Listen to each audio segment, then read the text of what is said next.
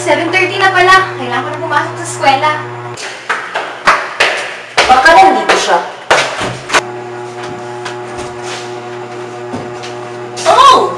Nandito ka lang pala. Sino kayo? Kunin siya! Susunod.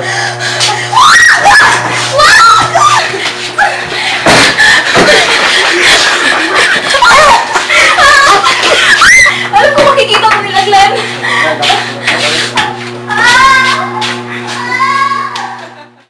Punta na sa Abigail, sabay na tayong pumasok. Sige, tara!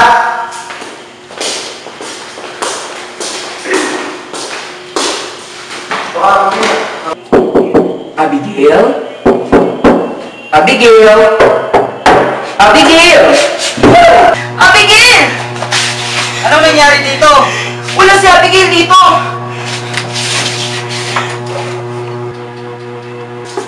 Ano kaya nangyari?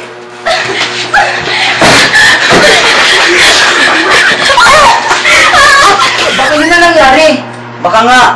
Sa makatuwid, kailangan natin itong sagutin. At ang graph ay ang magiging mapa para malaman natin kung saan si Abigail. Sagutin natin to.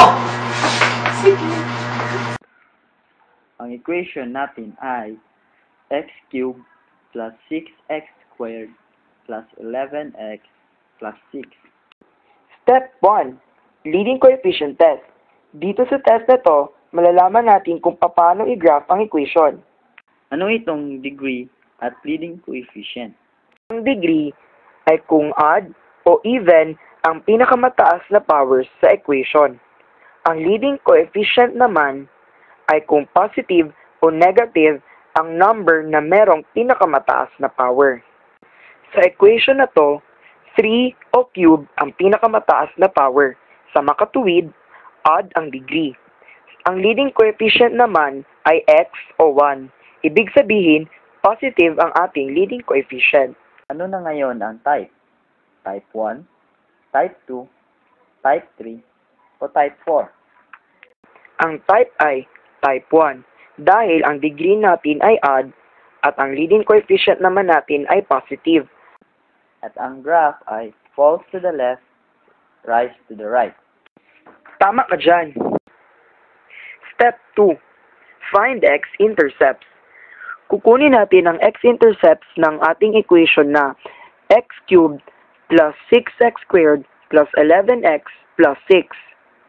Ang una nating gagawin ay kunin ang factors ng constant natin at ang constant natin ay 6.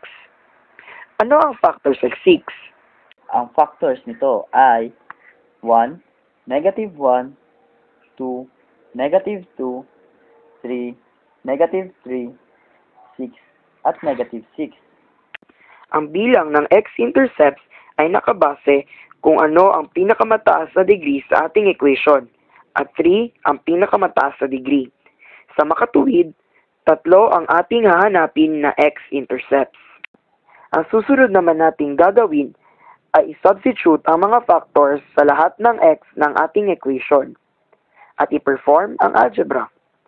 At kung 0 ang answer, ibig sabihin ang factor na ating isinubstitute ay kabilang sa ating hinahanap na mga x-intercept.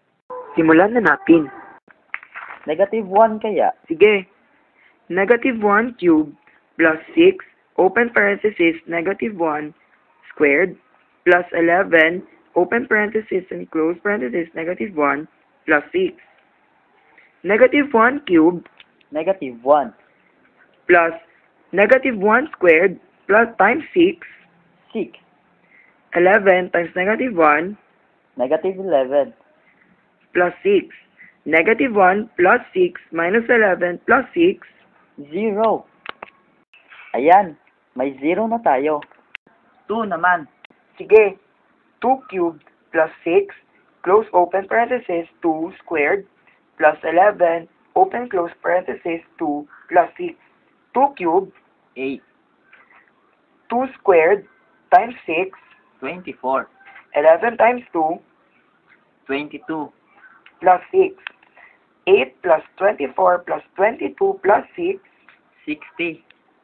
Ay, hindi 0. Negative 2 naman. Negative 2 cubed plus 6, open close parenthesis, negative 2 squared plus 11, open close parenthesis, negative 2 plus 6. Negative 2 cubed, Negative 8.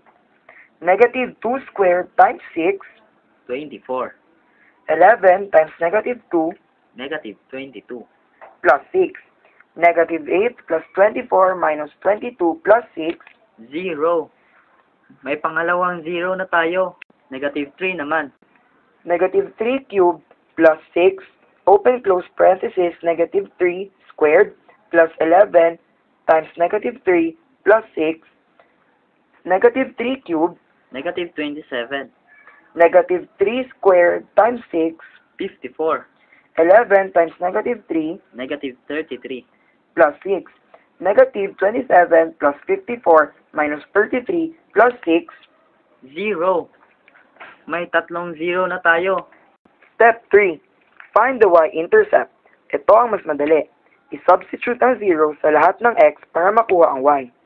So y is equal to 0 cubed plus 6 times 0 squared plus 11 times 0 plus 6. Kaya ang y is equal to 6. Dahil 0 cubed is 0, 0 squared, 0 times 6 is 0. 11 times 0 is 0. Ang natira, 6. Kaya ang y natin ay 6. Meron na tayong y. Step 4 na tayo. Dito na tayo mag-graph. I-plot muna natin ang coordinates. At i-connect natin ito. Una, gumawa muna tayo ng Cartesian plane.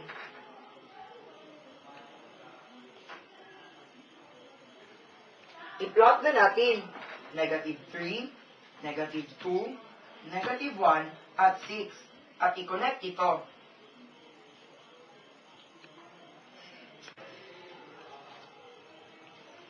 O, diba? Falls to the left, rises to the right. Ito na ang mapa. Hanapin na natin si Abigail. Tara!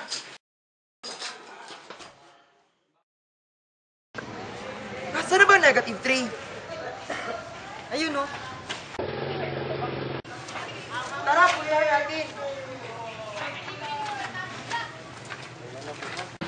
Dito siyo dinala si Abigail. Tara, pumasok tayo.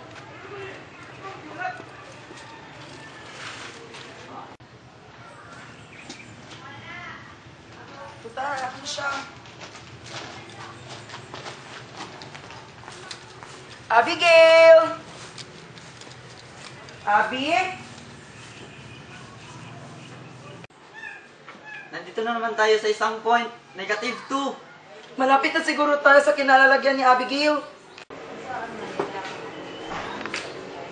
Malapit na siguro tayo sa kinalalagyan ni Abigail. Sana nga. Abigail? Ano dito? Char. May point na naman! Wait, sabi na ito para print. Para na.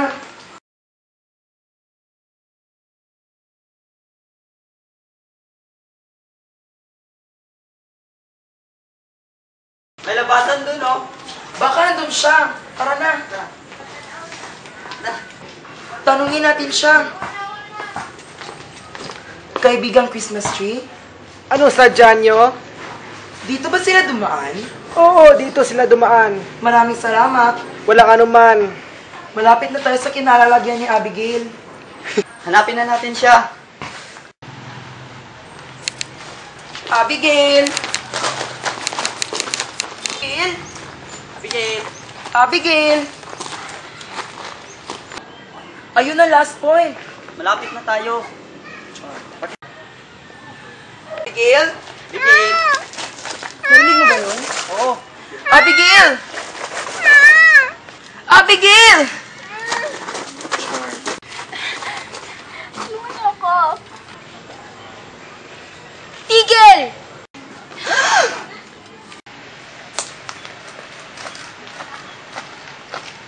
Paano ka nakapunta rito? Sinagutan namin yung binigay na clue ni Abigail. Akin na nga yan.